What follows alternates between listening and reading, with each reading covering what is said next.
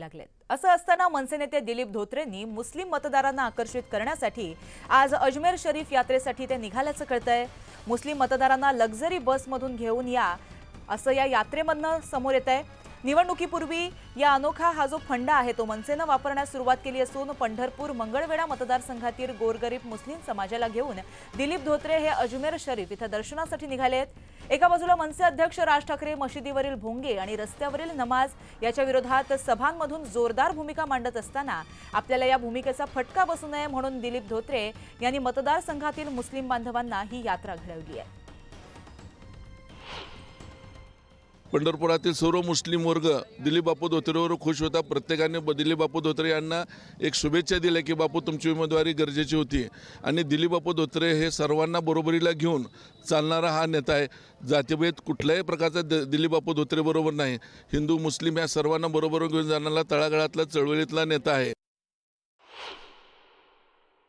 अजमेर जा रहे हैं हम 7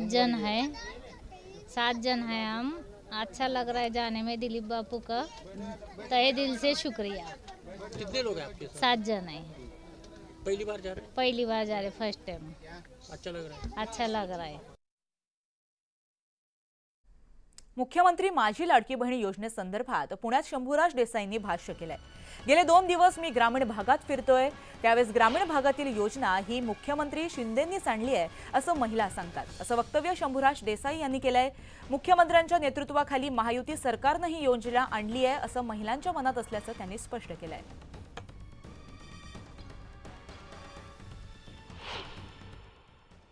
तर 2 दिवस झाले मी मतदारसंघातल्या एक 15-20 गावांमध्ये 100-125 महिलांना भेटलो।